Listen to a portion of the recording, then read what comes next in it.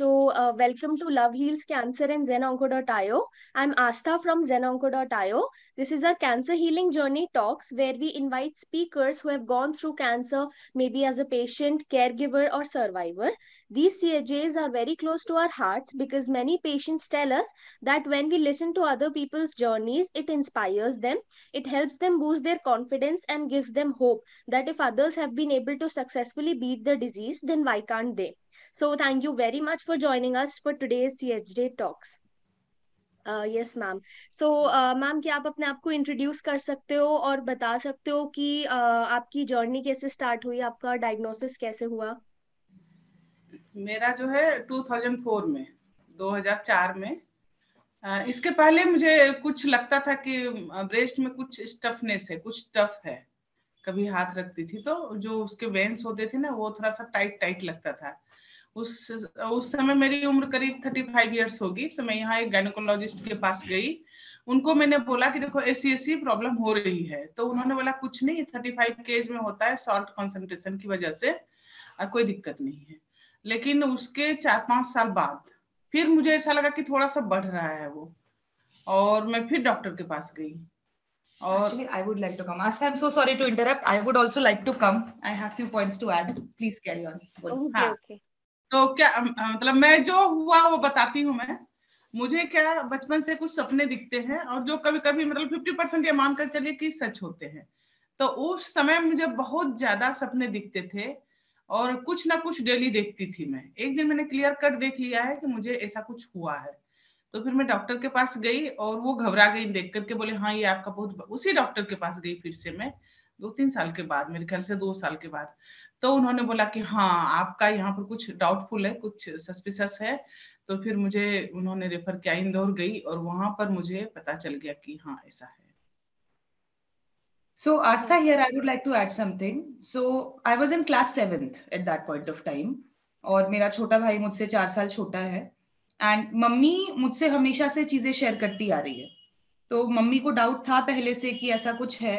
Everybody around us shushed her off कि आप ज्यादा पढ़ती हो इन सब चीजों के बारे में, इसीलिए आप ज्यादा सोचते हो, आप हाइपोकॉन्ड्रियाक हो. जब डॉक्टर ने मना कर दिया है तो आपको क्यों कॉन्स्टेंटली उसके बारे में चिंता करना है?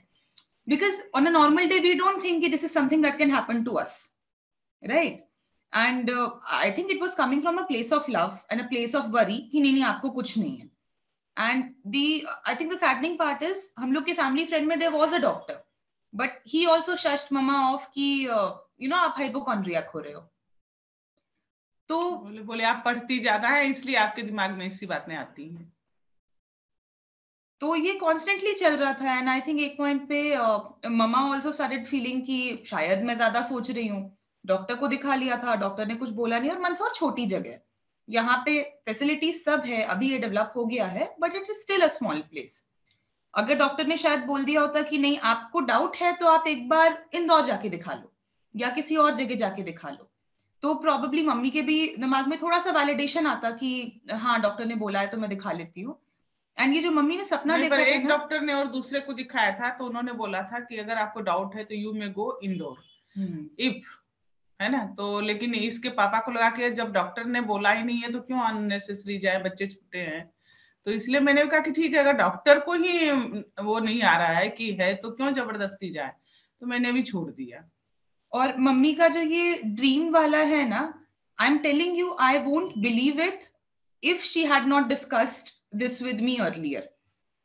तो हो सकता है कि द सबकॉन्शियस माइंड और the body was telling her that something is wrong, you need to go get it checked. So she saw this dream, then she discussed. घर पे फिर हुआ कि चलो ठीक है. 25 दिसंबर एक्चुअली क्रिसमस की छुट्टी में हम लोग गए थे, और हमने सोचा कि बच्चों को घुमा भी लेंगे. और मुझे पीएचडी करना था, तो मैंने सोचा मैं अपनी मैडम से मिल लूंगी. तो इसके पापा तैयार हो गए कि चलो घूमने चलते हैं, एक ट्रिप के हिसाब से ही चलते हैं. तो फिर डॉक्टर के यहाँ गई तो वहां पर उन्होंने बता दिया मे बी मेलिग्नेंसी, मतलब बिनाइन तो नहीं है. उन्होंने क्लियर कर दिया था कि ये मेलिग्नेंसी है. ओके. सो लाइक आपको पहले से भी कोई और प्रॉब्लम थी, कोई कोमोबिडिटी थी, या फिर कोई फैमिली हिस्ट्री थी कैंसर में? फैमिली हिस्ट्री है. मेरी जो नानी है ना, जो कि माँ बताती थी, उनको यूट्रस का कैंसर था. और मतलब मेरे पूरे परिवार में है, ननिहाल पक्ष और दधियाल पक्ष में। मेरे फादर को भी लीवर कैंसर हुआ था कुछ दिन पहले, और मेरे जो चाचा हैं सेकंड नंबर के, उनको भी हुआ। मेरी मौसी, सबको, मतलब सबको है, ये समझ लीजिए कि हाँ है, हिस्ट्री है, फैमिली हिस्ट्री। पर पहले मुझे पता नहीं था, बाद में मैंने पढ़ा। हालांकि डॉक्टर्स ने ये भी बोला कि नहीं, ये फैमिली हिस्ट्री से नहीं होता है, कैंसर फैमिली हिस्ट्री से नहीं होता है। जब मैं वहाँ यहाँ मतलब इसके डॉक्टर ने जब बोला भी कि हाँ है, मैं गई तो उसमें मेमोग्राफी में बिल्कुल नहीं आ रहा था, और उनको बड़ा आश्चर्य हो रहा था कि आप क्यों आई चेक करवाने के लिए। और जब जिस डॉक्टर से बात हुई, उन्होंने बोला था बिल्कुल अभी स्टार्ट है, एकदम सरसों के दाने जैसे हैं, बहुत बड़ा नहीं है। तो मुझे बस ये पता नहीं था, बाद में मैंने पढ़ा कि हाँ अगर अपने परिवार में किसी को है तो हो सकता है। जिससे बाद में डॉक्टर्स ने बोला कि अब आपके बच्चे को ध्यान रखना पड़ेगा, जो ब्लड रिलेटिव है ना, उनको ध्यान रखना पड़ेगा, बेटी को, बेटे को, जो बुआ जिसकी हूँ, मतलब ब्लड रिलेशन वाले को इसमें हो सकता है। ये मुझे बाद में पता है, पहले पता बिल्कुल। नहीं था मुझे। हाँ जी जी जी, नहीं ये होता है, मतलब थोड़ा चांसेस रहते हैं। एंड अगर ऐसा कुछ भी लगता है तो वो जरूरी होता है कि स्क्रीनिंग करा लेनी चाहिए। हम्म। जी। तो लाइक मेरा एक क्वेश्चन था कि फिर जब डायग्नोसिस हुआ तो मतलब कैसे उस टाइम पे क्या सिचुएशन थी, क्या रिएक्शन था आप लोगों का? अब क्या बताऊं, थोड़ा रिएक्शन तो रहता ही है निगेटिव, लेकिन मैं पॉजिटिव थी, बहुत ज्यादा पॉजिटिव थी कि हो जाएगा। मैं डॉक्टर से पूछ लिया था कि क्या चांसेस है, आप बता दीजिए। तो उन्होंने बोला कि नहीं, सर्वाइवल के चांसेस हैं, घबराने की बात नहीं है। लेकिन उसको मैंने पॉजिटिवली ही लिया, बच्चे छोटे थे। जी जी।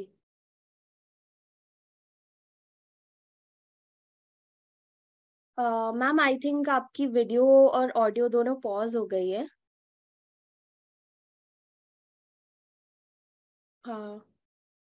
Hello.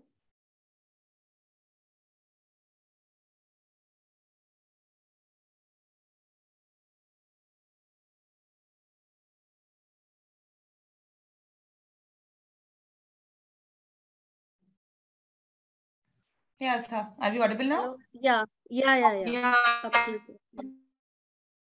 lost you in between. So I was just saying this that my mummy का, क्योंकि हमको पता है कि like that is how she is. But जी। even in those circumstances, I think it was her willpower which got us through. Definitely. बिल्कुल।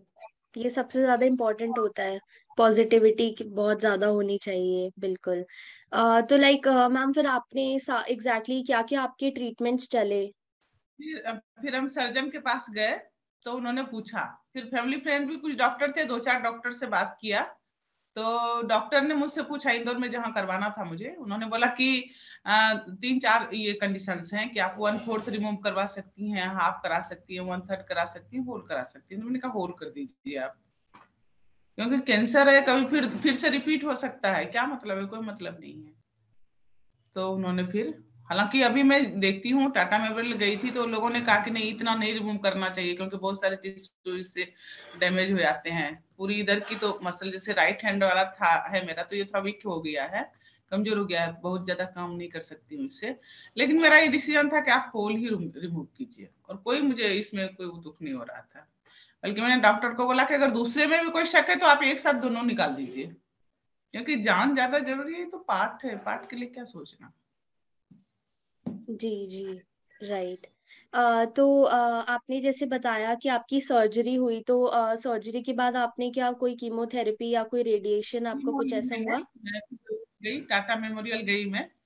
तो चूंकि जी मेरा लाइट वाला था, उन्होंने बोला कि अगर 15-20 दिन पहले आ जाती ना तो आपको शायद कीमो भी नहीं लगता। तो कीमो 2 तरह के होते हैं, शायद एक हार्ड होता है, एक लाइट होता है, तो मेरा लाइट वाला था। जी तो 6 कीमो हुए थे, रेजियो मैंने वहां बनवाया था, टाटा मेमोरियल में डॉक्टर रीना नायर थी, और डॉक्टर जी। वडवे को वो उनसे फॉलो अप कराती थी। तो उन्होंने एक कीमो तो मैंने वहां लिया मुंबई में। और चूंकि यहाँ भी कैंसर स्पेशलिस्ट हैं जो कि गुजरात सबसे काम करके आए हुए थे, तो फिर 5 जो है मैंने यहाँ लिया, 22-23 दिन के अंतराल में होता था। बस ये हुआ कि जब मैंने फर्स्ट कीमो लिया तो उसके बाद 22-23 दिन के बाद मेरे बाल झड़ने लगे। तो मतलब मुझे ऐसा नहीं लगता था मैं बीमार हूँ, कुछ नहीं, सर्जरी हुई, काम खत्म। कोई दिक्कत नहीं है। सर्जरी बहुत जल्दी फिलअप हुआ था, कोई टाइम नहीं लगा था ज्यादा बहुत, जबकि मैं डायबिटिक हूँ। तो फिर जब बाल झड़ने लगे तो मैंने इसके पापा को बोला कि नाई को बुलवा दीजिए, मैं पूरा निकलवा देती हूँ, क्योंकि बाल झड़े तो लगे कि मैं बीमार हूँ।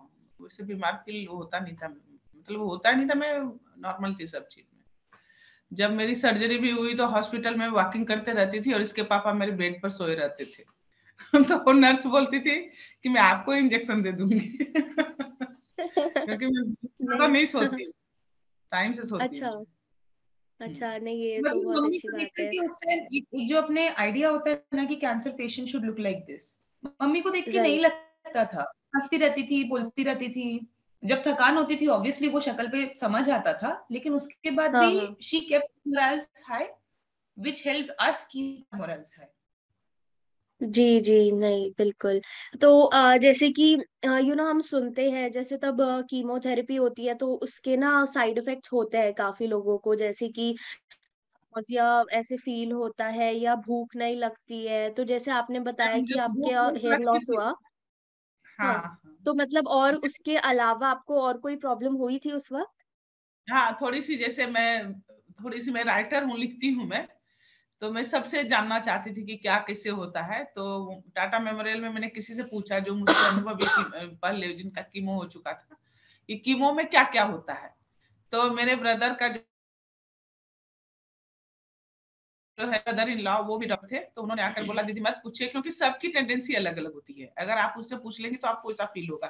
तो मैंने नहीं किया, लेकिन हाँ जब होता था ना, मैं बीएड कॉलेज में असिस्टेंट प्रोफेसर थी तभी मंदसौर में ही, तो मैं कीमो के बाद जो है ना 3 दिन की छुट्टी लेती थी मैं, 3 दिन। तो मुझे वॉमिटिंग होती थी, और ज्यादा नहीं होती थी, 1-2 बार होती थी वॉमिटिंग होती थी। भूख तो बराबर भूख तो मुझे बहुत लगती थी।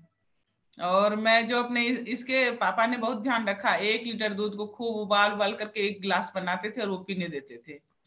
खाने पीने की मुझे कभी वो नहीं रही कि भूख कम हुई, भूख तो रेगुलर मेरी रही, क्योंकि मैं वॉकिंग बहुत करती थी, घर में ही वॉकिंग करती थी, छत पर वॉकिंग करती थी। इसमें कोई वॉकिंग करो तो भूख लगेगी, बट नेचुरल है। तो ऐसा जी कुछ नहीं जी। था। हाँ 3 दिन तक मुझे थोड़ी सी वीकनेस लगती थी, वॉमिटिंग टेंडेंसी, हम्म। Only 3 days. उसके बाद मैं छुट्टी लेती ओके। थी 3 दिन के लिए, और फिर कॉलेज चली जाती थी मैं। वहां भी अच्छा, अच्छा। जो अपने पसंद की सब्जी है, जैसे मैंने कहीं पढ़ा था कि अदरक खाओ तो कीमो के टाइम इसको साइड इफेक्ट कम करने में, और अदरक मुझे बहुत पसंद है, सब्जी में डालती हूँ, हाँ। ऐसे कच्चे भी खा लेती हूँ गुड़ के साथ, है ना। जी तो जी। ये सब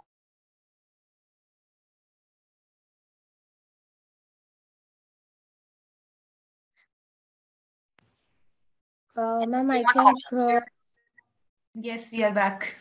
मतलब मैं या टाइम पास बहुत करती थी, पढ़ती थी, और वीडियो गेम हाँ। उस टाइम मैंने नया नया सीखा था तो खूब खेलती थी। मतलब कभी दिमाग में आता ही नहीं था कि चलो ये बीमारी है, कुछ रात नहीं। में हम लोगों की नींद इसलिए खुलती थी कि मम्मी बॉम्बरमैन खेल रही होती थी video games.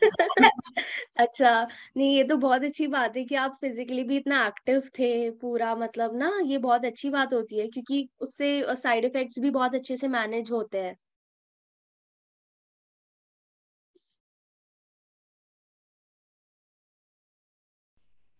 I am apologizing. This hello. might happen. Yeah. हाँ। ओ ओके ओके ओके। या सो मेरा एक ही क्वेश्चन था, लाइक आपने अपना बताया कि आपकी सर्जरी हुई थी, फिर कुछ साइकिल्स आपने कीमोथेरेपी की ली थी। तो आपने मेडिकल ट्रीटमेंट के साथ कोई और ट्रीटमेंट ट्राई किया था, जैसे कि आयुर्वेदा ट्रीटमेंट होता है, या फिर कोई मेडिकल कैनबिस या ऐसा कुछ आपने ट्राई किया था? इसके पापा को किसी ने बोला था, तो वो है ना इतनी बड़ी बड़ी बोतलें लाए थे 2-3, और इतनी मोटी मोटी गोली आयुर्वेद की लाए थे, पर मैंने किसी का उपयोग नहीं किया। मैंने कहा मैं कुछ नहीं खाऊंगी, क्योंकि मेरा ईआरपीआर भी निगेटिव ही था, उसमें कुछ था नहीं। अब क्यों हुआ डॉक्टर को ये भी नहीं मालूम है, लेकिन मैंने कुछ नहीं खाया था, कुछ भी नहीं। सब दवाई बोले क्या करनी, इतना पैसा लग गया, मैंने कहा कोई बात नहीं, फेंक दीजिए, क्योंकि मैं नहीं खाऊंगी। मैंने मेडिसिन आज तक बहुत कम खाई है, बहुत, मेरी कभी तबीयत ज्यादा खराब होती नहीं थी, फीवर भी नहीं आता था, मतलब बहुत कम बीमार पड़ी हूँ मैं। I think मम्मी के केस में from a medical perspective, what worked was her genuinely healthy habit since the very start. शुरू से ही she is very conscious of what she eats, wheat grass का जूस और ये सब, मतलब मम्मी की ये टेंडेंसी शुरू से ही थी कि हेल्दी खाना खाएंगी, बाहर का अवॉइड करेंगी. She would avoid all carcinogenic like initiators and everything. तो वो इन जनरल इतनी हेल्दी हैबिट्स थी ना कि दैट कंटिन्यूड. व्हीट ग्रास का जूस मैंने कुछ दिन जरूर लिया था, क्योंकि मेरे साथ एक प्रॉब्लम मुझे लगती थी, कॉन्स्टिपेशन की प्रॉब्लम थी, स्टार्टिंग से कभी कभी हो जाती है. लेकिन व्हीट ग्रास का जूस जब लेती थी तो मुझे लगता था कि नहीं बहुत अच्छा है, मतलब ये पेट पूरा साफ कर देता था. तो कुछ दिन लिया था मैंने, और लोगों ने कहा अपने घर में उगाओ, लेकिन वो मेरे लिए पॉसिबल नहीं था. तो पास में यहाँ पर मिलता है, हर्बल गार्डन है, वहां जाकर के मैं एक आध गिलास पी लेती थी. वो भी रेगुलर नहीं पिया मैंने. जी, मेरा मेरा ना यही था नेक्स्ट क्वेश्चन, दैट आपने ट्रीटमेंट के दौरान और ट्रीटमेंट के बाद लाइफस्टाइल चेंजेस क्या किए थे? जैसे कि अभी आपने जैसे डाइट रिलेटेड आपने बताया कि आप व्हीट ग्रास जूस कंज्यूम करते थे, तो उसके अलावा मेजर ऐसी क्या डाइटरी चीजें थी जो आपने चेंज करी, अपने लाइफस्टाइल में डाली? और थोड़ा फिजिकल एक्टिविटी के हिसाब से आपने क्या क्या चेंजेस किए? कोई चेंज नहीं किया, क्यों मेरी शुरू से फिजिकल एक्टिविटी थी. 2003 से, मतलब 2003 से मुझे डायबिटीज हुआ था, तब से मैं सुबह शाम 1 घंटे वॉकिंग करती थी. तो वॉकिंग मेरी जारी थी. और खाना मैं शुरू से चूजी हूँ, बहुत ज्यादा ऐसा कुछ मतलब ऑयली चीज में खाती नहीं हूँ, मतलब अंकुरित चीज सब खाती हूँ. खाने में एक्स्ट्रा प्याज भी नहीं चलता है, एक्स्ट्रा हाँ, मसाला भी नहीं चलता है. बहुत कम मेरा रहता है, ये तेल भी कम रहता है मेरा. तो बहुत ऐसी कोई फूड हैबिट थी नहीं. मतलब जितना तेल मसाला ऐसे यूजुअली लोगों के घर पे 2-3 महीने चलता है ना, उतने में हमारा साल भर हो जाता है. हम लोग इतना सिंपल खाते हैं. बस ये है कि हम लोग दूध दही खाते हैं, जैसे सीजन के फ्रूट्स ये सब खाती हूँ. डायबिटिक हूँ लेकिन मैं खाती, मिठाई भी मुझे पसंद है. तो लेकिन वही है कि सुबह शाम 1-1 घंटे वॉकिंग करती हूँ. जी बस एक बिल्कुल. चीज जरूर अवॉइड करती हूँ कि तला हुआ ज्यादा नहीं खाती, और सब्जी में तेल मेरे बहुत कम रहते हैं, और मसाले. हाँ, और यही मेजर चीजें होती है जिन्हें ध्यान देना चाहिए. रहता भी है तो मेडिसिनल रहता है, जैसे काली मिर्च है, अदरक है, हम्म. इसका यूज करती हूँ मैं ज्यादा. दालचीनी है. अच्छा. हाँ. Okay okay. Right ma'am. तो मैम मेरा एक क्वेश्चन था, जैसे यूजली तब ट्रीटमेंट चल रहा होता है ना, तो कई बार ऐसा टाइम आता है जब बहुत ज्यादा टेंशन होती है या बहुत ज्यादा लोड लगता है कि अच्छा ये क्या हो रहा है, तो उस वक्त अगर आपको ऐसा कुछ फील हुआ तो आपने उसे कैसे मैनेज किया? बहुत ज्यादा फील हुआ नहीं, क्योंकि मैं लिखती हूँ, और मैं थोड़ा सा, मेरा अलग नेचर है, स्पिरिचुअल टाइप की हूँ मैं, आध्यात्मिक टाइप की हूँ. मैंने सोचा, मेरी जैसे हम 5 बहनें हैं, तो मैंने कहा चलो अच्छा हुआ कि मुझे ही हुआ, क्योंकि मैं एबल हूँ, मेरी दूसरी बहनों को होता तो दिक्कत होती. इसलिए मुझे कभी नहीं लगा. थोड़ा सा कभी लगता था कि हाँ, जब कुछ लोग आकर के बोलते थे कि पाप किया होगा, आप बहुत मतलब मजाक में ही बोलते थे कि पाप किया होगा, हम लोगों को खुदरा खर्च में मिल जाता है थोड़ा थोड़ा करके, आपको इकट्ठा दे दिया भगवान ने. किसी फ्रेंड ने बोला आप बहुत उड़ान भर रही थी, तो आपकी उड़ान रोक दी भगवान ने. तो मैंने इन सब चीजों को, मैंने कहा भगवान इनको माफ करना, क्या बोल रही है इनको समझ में नहीं आता है. लेकिन मुझे बहुत ज्यादा कभी नहीं हुआ. कुछ लोग ऐसे भी थे जो मम्मी के साथ सेम बेड पे नहीं बैठना चाहते थे कि कहीं उनको नहीं हो जाए. लोगों को कितनी ज्यादा मतलब ना मिसकंसेप्शंस इतनी होती हैं, इतना मतलब. ऐसे लोग अपने फैमिली लाइफ में खुद ही एडजस्ट नहीं हो पाते हैं, तो कोई दिक्कत नहीं है. जैसे मेरी आई थी, बैंकर ही थी, उनकी वाइफ जी. थी. वो आई तो मैंने कहा बैठिए भाभी जी बिस्तर जहाँ बेड पर, तो बोली कि नहीं मैं कुर्सी पर बैठूंगी. मैंने कहा चलो ठीक है, कुर्सी पर बैठ जाइए आप. तो कुछ लोगों को होता है, अब उनको पता ही नहीं है तो क्या है, उनको पता ही जी, नहीं है कुछ. इसीलिए इसीलिए बोलते हैं कि बहुत जरूरी है अवेयरनेस. पूरे इंडिया में बहुत जरूरी है कि लोगों को एग्जैक्ट पता चले कि क्या चीजें गलत है, क्या चीजें सही हैं. प्रॉब्लम पता है क्या है? अवेयरनेस के बाद में भी there are certain prejudices which you जी. Just can't get rid of. आप राइट. कितना भी समझा लो उन लोगों को, कुछ भी कर लो, there will always be a section of society who will make things difficult for you because of their own thinking. And मैं इस मामले में मम्मी से बहुत अपोजिट हूँ. जितनी ये शांत रहती है कि हाँ ठीक है उनको पता ही नहीं, मुझे उतना गुस्सा आता था कि नहीं आए ना, घर पे आए ही नहीं. अगर इतना है तो आप फॉर्मेलिटी करने के लिए भी क्यों आ रहे हो ना. तो it was a very conflicted time. Right right. नहीं, ऐसा बहुत जगह मतलब सुनने को मिलता है. बहुत पेशेंट्स बताते हैं कि कई लोग उन्हें बोलते हैं या काफी लोगों को खुद ही लगता है कि उन्होंने कुछ गलत कर दिया उस वजह से हो गया. बट देन हम बोलते हैं कि उसका क्या लिंक है इस चीज से, ऐसा थोड़ी ना होता है। तो वो सबका माइंडसेट है, वो धीरे धीरे ही अगर होगा तो चेंज होगा, वो टाइम लेगा उसमें। सो मैम, मेरा एक ही क्वेश्चन था आपसे, लाइक आपके पूरे ट्रीटमेंट जर्नी के दौरान ऐसे कौन लोग थे जिनसे आपको सबसे ज्यादा हेल्प मिली, जिन मतलब जिनसे आपको सबसे ज्यादा मोटिवेशन मिला पूरी जर्नी में? मेरे हस्बैंड, इसके पापा आए, मेरे पिताजी भी आ गए थे, बच्चे भी मेरे वो समझदार थे, ये लोग भी समय के हिसाब से अपने आप को इन्होंने ढाल लिया था। और कुछ फ्रेंड सर्कल भी था, मतलब सबसे सपोर्ट मिला, क्योंकि मेरा एक सर्कल बहुत अच्छा था। डॉक्टर्स मुझे बहुत अच्छे मिले, बहुत अच्छे मिले। जी एज अ जी, प्राइमरी बिल्कुल केयर हेल्पफुल। गिवर मैंने पापा को, मतलब there is nothing that I can pinpoint कि he could have done it better. He was obviously nobody is prepared for such responsibilities, लेकिन पापा just took it onto him like you know like a hand fits into a glove. अगर mummy को vomit हो रही है तो पापा फटाक से मतलब है ना सर हटा देंगे, ठीक है इधर कर दिया है अब दूसरी जगह करो, तुमको डिस्गस्ट नहीं होना चाहिए. अच्छा, उसके लिए मैंने एक रास्ता निकाला था। वॉमिट होती थी, मतलब एक दो बार तो हो ही जाती थी, तो मैंने एक बाल्टी रख लिया था।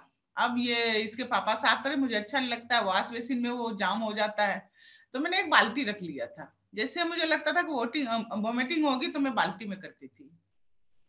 और बाकी तो जैसे मेरा भाई बहन, मतलब जो भी थे ना आसपास के, सबने बहुत सपोर्ट किया, मेरे मोहल्ले वाले। क्योंकि हम दोनों भी काफी छोटे बिल्कुल। छोटे थे उस टाइम पे, तो ऐसे में ऑब्वियसली बहुत डर लग रहा होता है कि क्या होने वाला है. मेरे छोटे भाई को तो कुछ समझ ही नहीं आ रहा था, लेकिन राइट, बिल्कुल। बस इतने सारे लोग थे ना कि देयर वाज ऑलवेज समवन और द अदर. अच्छा। और थैंकफुली ऐसा था कि क्योंकि मम्मी और मेरा रिलेशनशिप शुरू से इतना ओपन है कि मैं काफी सारी चीजों को लेकर के थोड़ा सा टाइम के पहले ही मेच्योर्ड हो गई थी. तो मुझे पता था कि अगर मम्मी पापा भी घर पे नहीं है ना तो I can cook for me and my brother, कि मैं खाना तो बना ही दूंगी, मैं उसे तैयार करके स्कूल तो भेज ही दूंगी. तो मुझे उतना कॉन्फिडेंस था, तो मैंने मैंने अपने ऊपर बस ये रिस्पॉन्सिबिलिटी ली थी कि मुझे मेरा और मेरे भाई का ध्यान रखना है, मम्मी का पापा कर लेंगे. सब हो गया, बहुत इजी गोइंग में हुआ, क्योंकि इसके पापा को सारा काम आता है घर का, टोटल अच्छा, काम, टोटल काम आता है। कहीं कोई ये दिक्कत तो नहीं बहुत है। अच्छी बात है ये। सर्जरी के दौरान जो मेरे किराएदार थे, उनका घर वही इंदौर था, तो उन्होंने दोनों को संभाला, बच्चे को वहां पर। मतलब जैसे मेरे रिलेटिव आए तो थोड़ा सा लेट आए ना, सर्जरी जी हमने जी। कर 2 दिन लगता है वहां से आने में, तो वो बाद में आए। इतने जब सर्जरी हो रही थी तो किराएदार पति पत्नी एजेड थे, वो हमारे साथ खड़े थे, दोनों बच्चे को अपने घर ले गए, उनके उनके ही हम रुके थे। और उसके बाद सारा चीज हो गया, मतलब ऐसे हमको कमी नहीं लगी किसी चीज की। और मेरे भाई को भी समझ कुछ नहीं आ रहा था, पर उसको इतना समझ में आ रहा था कि कुछ तो हो रहा है, तो उसने हम्म। कोई प्रॉब्लम क्रिएट नहीं की है. उसको जिसके यहाँ रुकने का बोला है, जो खाने को बोला है, जबकि छोटा बच्चा घर का थोड़ा सा जिद्दी होता है, लेकिन उसने किसी चीज में कुछ नहीं किया. जहां गए उसको बस ये था कि हाँ ठीक है दीदी और मुझे भी कुछ दिन यहाँ रुकना है, थोड़े दिन बाद ये लोग आएंगे तो हम घर चले जाएंगे. तो उसने भी सब कर लिया. एक्चुअली अनफॉर्चुनेटली उसी टाइम पे जब मम्मी का सर्जरी था, तो उसी टाइम पे मेरे भाई के ऊपर भी उबलता हुआ पानी गिर गया था, तो he also got burnt waist down.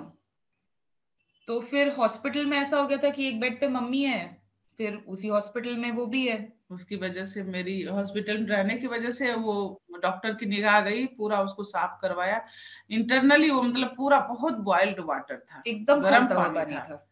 और वो गिर गया था, तो उसका भी हुआ। एक साथ कहते हैं ना, मुसीबत आती है तो पूरे चारों तरफ से आती है, तो वो वाली बात हो गई थी। जी जी बट जी। यही है मतलब कोइंसिडेंटली बोल लो, लकीली बोल लो, जैसे भी बोल लो, they were always right people at the right time. Right time. It was हाँ। It was just happening. मतलब हम लोग गए हैं 25th को डॉक्टर को दिखाने के लिए, हमको पता पड़ा है, सेकेंड ओपिनियन लिया है, फिर फटाक से जो फैमिली फ्रेंड है उनको कॉल किया, उन्होंने डॉक्टर्स देखे, फिर हम जी। लोग घर आए. फिर जब मेरे भाई का हुआ तो another doctor friend walked into the house soon after this happened. So okay. हमको बस हेल्प मिलती रही. ऐसा लग रहा था कि यू नो लाइक प्रॉब्लम आई है लेकिन वो प्रॉब्लम के सोल्यूशन भी साथ में आते जा रहे हैं. So we were kind of lucky that way, because I have seen other cancer patients too. It is not as easy. जी जी बिल्कुल। कई कई लोगों को मतलब बहुत ज्यादा हो जाता है, जैसे कोई केयर गिवर नहीं होता काफी लोगों के साथ में, ऐसा बहुत बार होता है। जी। सो मैं आपसे ये पूछना चाहती हूँ कि आपकी पूरी कैंसर जो आपने पूरी आपकी कैंसर हीलिंग जर्नी थी, उसमें आपकी टॉप 3 लर्निंग्स क्या थी? आपको क्या क्या सबसे अच्छा आपको मतलब सीखा आपने अपनी जर्नी से? सबसे ज्यादा तो मैंने ये सीखा कि गुस्सा नहीं करना चाहिए, है ना, क्योंकि मैंने गुस्से से छोड़ दिया था।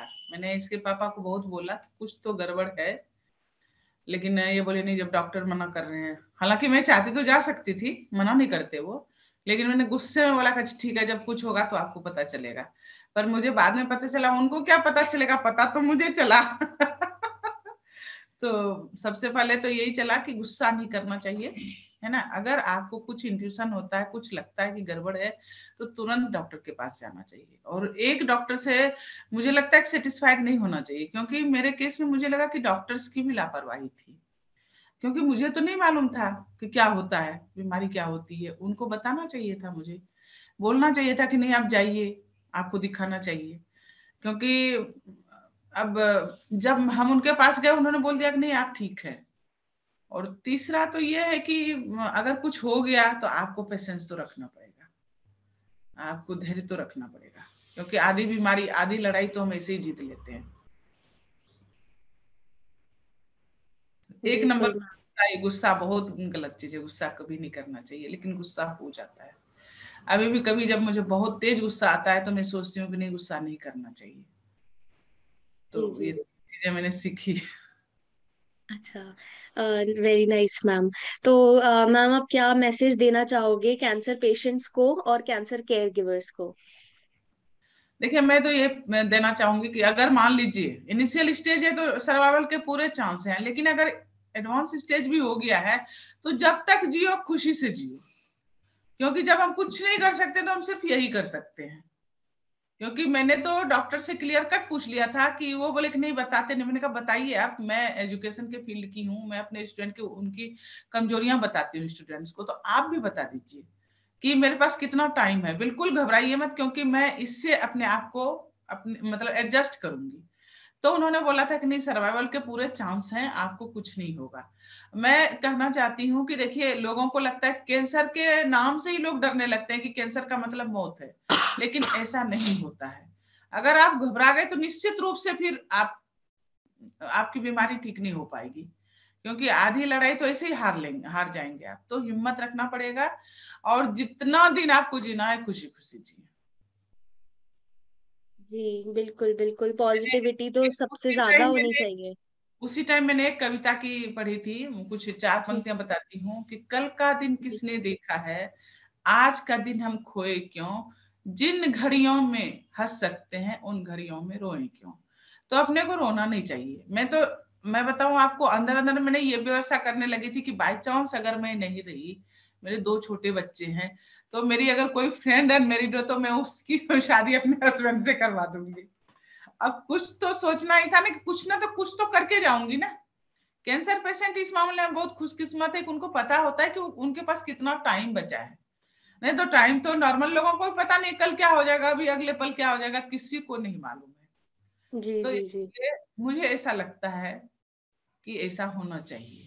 और मैं बहुत नहीं सारे बिल्कुल। मेरे पास आते हैं, मैं उनको यही बताती हूँ कि आप घबराइए मत, घबराने से काम खराब हो जाएगा। जी बिल्कुल, पॉजिटिविटी रखनी चाहिए, होप रखनी चाहिए, कॉन्फिडेंस होना चाहिए, वरना तो कितने भी अच्छे ट्रीटमेंट कराओ, अगर आपकी मेंटल वेलनेस ही नहीं होगी, अगर आप इतने पॉजिटिव होगे ही नहीं, तो फिर उसका इतना इम्पैक्ट नहीं होगा आपके ट्रीटमेंट पे। और अगर आप पॉजिटिव रहोगे तो ट्रीटमेंट हो जाता है कैसे भी करके, मतलब सारा अच्छे से हो जाता है। जी मैम आपको बिल्कुल। पता है, मैंने इसको बीमारी को भी इंजॉय किया। मेरे बाल जो है 9th क्लास से सफेद हो रहे थे, और किसी ने बोला कि बाल को अगर 5-7 बार कटवा लेते हैं नाई से तो नीचे से काले बाल आते हैं। तो मैंने 5-7 बार कटवाए, 6 बार कीमो हुआ मेरा, और हर जी कीमो के बाद बाल झड़ते थे। तो हर कीमो के बाद मैं नाई को बुलवा करके बाल पूरे छिलवा लेती, पूरे एकदम गंजी, और कॉटन के अच्छा। दुपट्टा रखा था मैंने, और वो जी। बांधती थी। इसके पापा मुझे विग ला करके भी दिया था, लेकिन हाँ उसमें हाँ हाँ। बहुत गर्मी लगती थी, बहुत गर्मी लगती थी। जी हाँ, तो मैंने कॉटन का दुपट्टा बांध रखा था पूरे टाइम। मैंने कहा दूसरे को बुरा लगे तो लगे, मुझे जो वो कंफर्टेबल जिसमें महसूस करूंगी मैं वही काम। बिल्कुल वेरी वेल, क्योंकि मुझे भी लगा था, पापा को भी लगा था कि हो सकता है it might take a hit on her confidence, right, कि बाहर जा रहे हैं, राइट मेस्टेक्टमी हुई है, तो पापा ने उसी को ओवरकम करने के लिए एक वेग, एक silicone breast, the bras very well inserted, सब लाके दिए। She did not use anything at all. She was so comfortable in her own skin that I accept this. The acceptance I think helped her in the entire journey. जी, acceptance तो बहुत जरूरी है। अभी भी मैं ऐसा करती हूँ, जिससे अपने वो होते हैं ना, ये दुपट्टा कॉटन के, को 2 या 3 पार्ट में डिवाइड करती हूँ, ब्रा पहनती हूँ और उसको समेट करके उसको अंदर डाल देती हूँ। लोगों को पता नहीं चलता है कि एक ब्रा मेरा रिमूव हुआ है। हालांकि मैं बोल देती हूँ, भी नहीं हूँ, क्योंकि एक तरह का फैलाना है। तो कुछ लोगों को नहीं बताया, जैसे इसके पापा ने बताया कि रिलेटिव में मत बताना हो, तो वो कुछ भी बोलेंगे, तो उनको नहीं बताया मैंने। लेकिन और दूसरे जगह बता देती हूँ मैं कि हाँ मेरा एक ब्रेस्ट नहीं है। नहीं तो लोग यही बोलते हैं ना, किसी ने बहुत पाप किया होगा, लोगों के मन में नेगेटिव चीजें आती है। तो जी। हाँ, कुछ लोगों को मैंने अपने जैसे रिलेटिव है मेन, उनको नहीं बताया है ससुराल में, मायके में तो पता है। अच्छा ना, ये मेरे लिए बहुत मतलब something for my benefit actually, because I specifically remember हम लोग इंदौर से चेकअप करा के वापस आ रहे थे. I was also in a very like stage of shock कि अच्छा अभी क्या होगा. And she asked me this question कि option right mastectomy है, should I go ahead and get it? You don't ask that from a 10 to 12-year-old daughter, क्योंकि आपको नहीं लगता कि बच्चा उतना समझ सकता है. But because she was so transparent, that has helped shape my personality in the same manner. कि ये है, कोई छोटा बच्चा हो, बड़ा बच्चा हो, if you are involve in this thing, you are involve. So जो लैंग्वेज समझ आएगी, आप उस लैंग्वेज में अपने बच्चे को बताओ, क्योंकि वो आपके बच्चे की पूरी पर्सनालिटी आगे की शेप करता है. Right, definitely ma'am. In the risk zone, so sometime back I also found a lump and she got really scared, and obviously I was also scared because I've seen her. And मैंने सोच के रखा था कि मैं जब 30 की complete हो जाऊंगी तो मैं सारे टेस्ट कराऊंगी, but universe had its own plan. Even before I could turn 30, I found a lump, went to the doctor. Thankfully it was benign at that point of time, but अभी वो BI-RADS 3 पर है. So huge chances. I'm standing on a fine line. I can be on that side or I can be on this side. I am not sure if I have her willpower, but at least I have seen this firsthand. So I am better prepared for it. या you are prepared. आपको ज्यादा अच्छे से पता है पूरा कैसे कैसे करना है, तो वो तो होता ही है. But it's really nice. मेरी मदर को भी था. जी सिर में था उनको, मतलब उनको भी कैंसर था. तो इसको मैंने बोल रखा है कि देखो ध्यान रखो, पहले से अपने अलर्ट रहो. नहीं भी होगा कोई जरूरी नहीं है, लेकिन ध्यान रखना चाहिए. And it's a great coincidence, क्योंकि मैंने मेरे पापा को ऐसे प्राइमरी केयर गिवर के इसमें देखा है ना, तो मेरे पार्टनर का बेंचमार्क बहुत हाई सेट है, बहुत ही high set. Right. Incidentally, it so happened that when I found the lump, I was dating this guy, and he was more than supportive. मतलब मैं तो डर के मारे थोड़ा दिखाना नहीं चाह रही थी, ये कोविड वाला टाइम भी था, तो I was slightly scared कि ठीक है देख लेते हैं, होगा जो देखा जाएगा. He pushed me into it कि नहीं चल तेरा MRI करा के आएंगे. मुझे बहुत ज्यादा डर लगता है. Like being a doctor myself, I am literally scared of hospitals. There is a reason I went into the corporate this thing, because I don't want to be in a hospital for the entire day. तो वो धक्का देकर के मुझे लेकर के गया. He supported me and he is my now husband. So I think I have taken that from my father and I found that in somebody. बिल्कुल, ये तो बहुत अच्छी बात है. इनफैक्ट अगर कुछ भी लगता है ना, तो सबसे पहले जाके करा लेना चाहिए. बहुत बार डॉक्टर्स बोलते हैं कि नहीं अभी जरूरत नहीं है, बट अब आज के टाइम में ना करा लेना चाहिए एक बार, ताकि खुद को कंफर्म हो जाए. की प्रॉब्लम है, हम लोग अपने केस में ना अब जितना टाल सकते हैं ना उतना टाल देते हैं, जितना बेयर कर सकते हैं उतना कर लेते हैं. इन जनरल फीमेल प्रॉब्लम है आई थिंक. राइट, ऐसा है बिल्कुल. सो ओके, तो मेरा एक लास्ट क्वेश्चन है आपसे, दैट अगर आपको अपनी पूरी जर्नी को एक सिंगल सेंटेंस में बताना हो तो वो क्या होगा? जैसे मैं समझी नहीं. मतलब आपको अगर पूरा कंसाइज करना हो, अगर आपको किसी को बताना हो कि ये मेरी कैंसर जर्नी थी, उससे आपको एक लाइन में कैसे समझाओगे उतार चढ़ाव था, क्या क्या नहीं कोई भी था? एक लाइन, कुछ भी जो आप समराइज कर सकते हो, मतलब।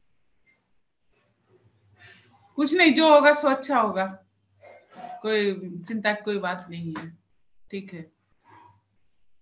जी मैम, राइट मैम, बिल्कुल आपने बहुत सही बात बोली।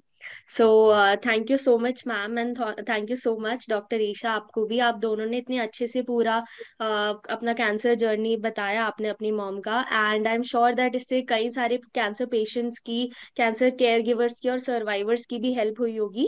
And it was really very very inspirational. So thank you so much once again. Thanks Aastha. धन्यवाद। Yeah thank you so much ma'am. Bye.